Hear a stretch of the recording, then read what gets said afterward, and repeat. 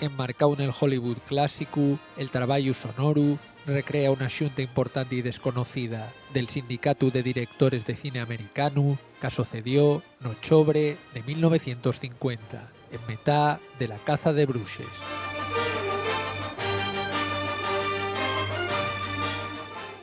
Mi nombre es John Ford, es una ficción sonora basada en hechos reales, en un acontecimiento que ocurrió en Estados Unidos, en Hollywood, en octubre de 1950.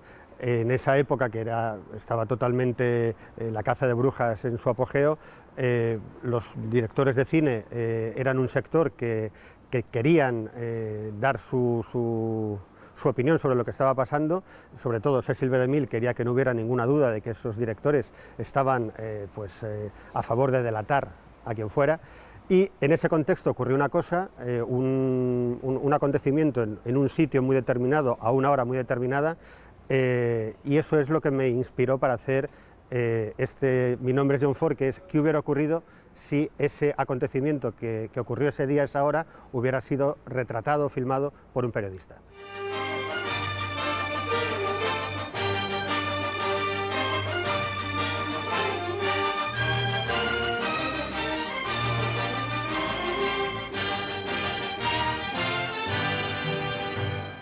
Hay una frase que es una frase mítica para los amantes del cine, que es mi nombre es John Ford y hago westerns.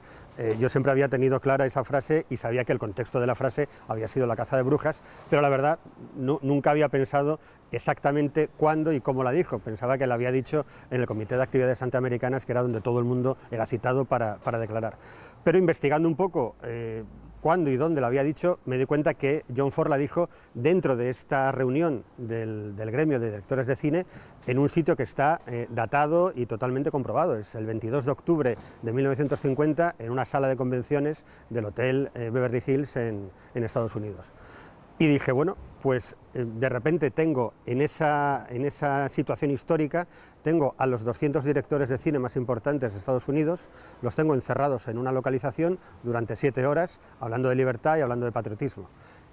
Y a partir de ahí pensé, bueno, esto es una historia, aquí hay conflictos y aquí hay personajes muy potentes. Y dije, bueno, ¿qué hubiera ocurrido si en esa sala de ese hotel se hubiera colado un periodista radiofónico y hubiera de Strangis puesto un micro y hubiera grabado lo que ocurrió ese día en ese momento? Y eso es lo que tratamos de contar en Mi nombre es John Ford.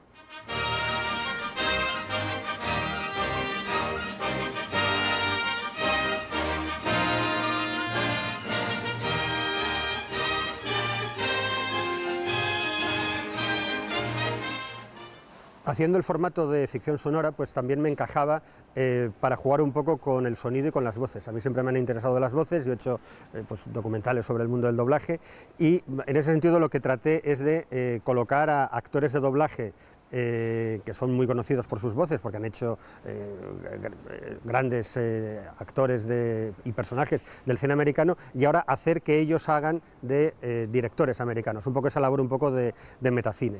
Los personajes protagonistas son Mario Gas, que hace de Joseph Mankiewicz, y Cecil B. DeMille, que es Camilo García, y bueno, ellos son un poco en los que pivota la acción, pero bueno, pues son más de 20 actores, está desde María Luisa Solá hasta Miguel Ángel Gener, bueno, yo creo que están prácticamente todos, porque también lo que me interesaba era que hubiera matices de voces distintas, colores distintos, y que eso fuera un poco lo que moviera la ficción sonora.